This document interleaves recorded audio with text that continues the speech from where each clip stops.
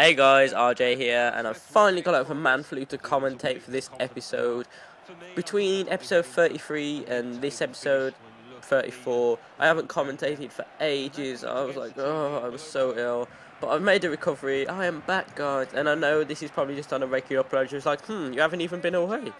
But for commentating terms, it's been like a week and I haven't commentated, and I miss doing it, so I'm back for this episode. And what an episode this is, guys. This is Merge Premier League 34 kicking off, I've called this. Now this is because this is kind of the episode that kicks off the start of this championship season.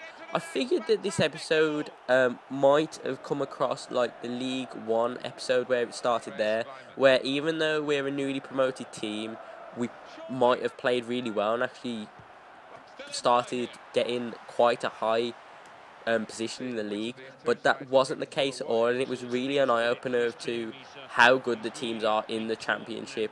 Now, we come up against Watford here, and as you saw, we conceded early, then grabbed an equaliser, and then from there they really did dominate us. They did both in the first and second half, but it was really down to our keeper that kept us in it, and that save there really was the save of the game.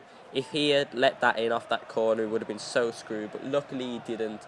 So we went into the League Cup game against Charlton with a draw behind our back, kind of having a bit of experience of what teams are going to be like within this league.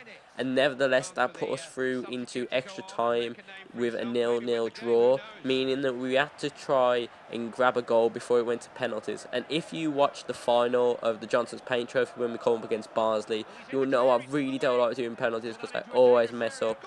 And the moment when Davies scored this after coming on, I was like, yes! I was so happy. I figured he just saved us from doing the dreaded penalties and figured that he was the man of the moment.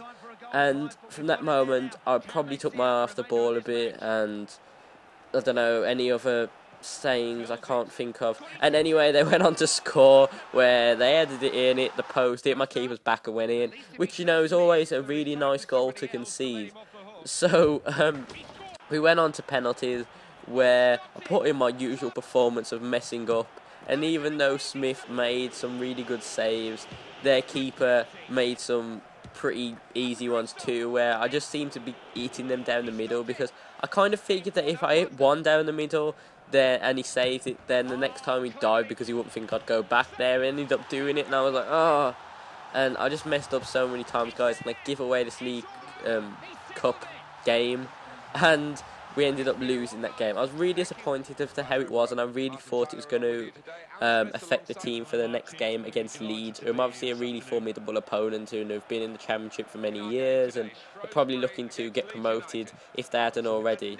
Now, Leeds are a team that I really didn't expect to get this win over. You'll see here that Kelechi comes in to grab a goal quite early after kind of wrong-footing their defender and then finessing it into the top corner. And I was really happy at how that had happened. And from there, I really went on to kind of like assert authority. So Davies makes a really good run down the line and puts it into Kelechi to grab his second of the game at the 50th minute mark. And to be honest, Davies is showing some really good gameplay at the moment. And he puts that ball over to Kelechi to grab the goal and to get his hat-trick.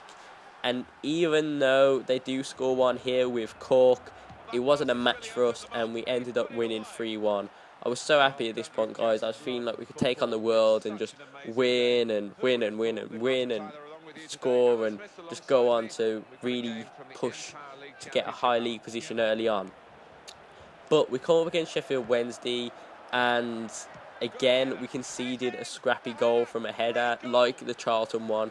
The keeper should have done better there. I don't know what he was doing at that point. He just seemed to dive to the side, but not actually make a decent connection.